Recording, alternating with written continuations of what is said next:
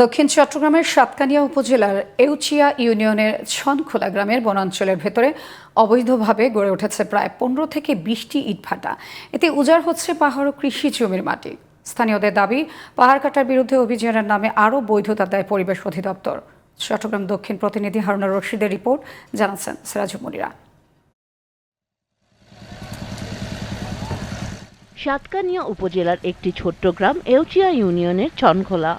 অবস্থান জেলার সাতকানিয়া বাঁশখালী উপজেলার সীমান্ত এলাকায়, যেখানে একসময় ছিল সুবিশাল ও উঁচু উঁচু সবুজ পাহাড়।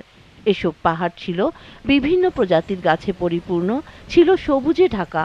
সেখানে এখন চলছে পাহাড় কাটার উৎসব। পুরো পাহাড়ের গায়ে রয়েছে এক্সক্যাভেটর দিয়ে কাটার চিহ্ন। এই ব্রিকপিলের বিভিন্ন কর্মকাণ্ডের কারণে এই এলাকার কৃষকরা খুব কষ্ট পাচ্ছে। ড্যামেজ করে দেওয়া হচ্ছে এই গ্রাম থেকে। অনেক পাহাড়ি ফেলেছি আর জায়গা সম্পত্তি অনেক খেয়ে ফেলেছি।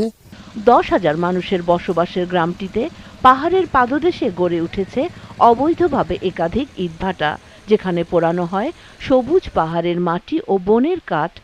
পাহাড় খেকোরা প্রভাবশালী হয় ভয়ে কোথাও সুরাহা চেয়ে অভিযোগও করতে পারছেন না ক্ষতিগ্রস্তরা। যে এইভাবে গর্ত করে পাহাড়গুলো কাটা হচ্ছে, ভবিষ্যতে আগামী কয়েক বছরের মধ্যে পাহাড়গুলো ব্যাঙ্গে হয়তো পুরা সাতখানি ডুবে যেতে পারে, এরকম হয়ে যাবে। ইটের দরকার আছে, কিন্তু সামান্য একটা গ্রামের মধ্যে ছাহার দিক দিয়ে ব্রিক পিল আমাদের এই পরিবেশ খুবই দূষিত হচ্ছে। আমরা এলাকাবাসী সবার দাবি বন এবং পাহাড় কাটা বন্ধ করা হোক। সেই পুরনো সুরে কথা বলছেন দায়িত্বশীলরা, বলছেন অভিযান চলমান রয়েছে। তথ্য পেলে আমরা তাৎক্ষণিক ব্যবস্থা নিচ্ছি। এটা আগেও নেওয়া হয়েছে, এখন কন্টিনিউয়াসলি এখনও হচ্ছে এবং এটা অব্যাহত আছে। মোবাইল কোর্টের মাধ্যমে আমরা তাৎক্ষণিকভাবে যে জড়িত ব্যক্তি বা প্রতিষ্ঠানকে আমরা জরিমানা করছি। এছাড়া নিয়মিত মামলা দায়েরও করা হচ্ছে।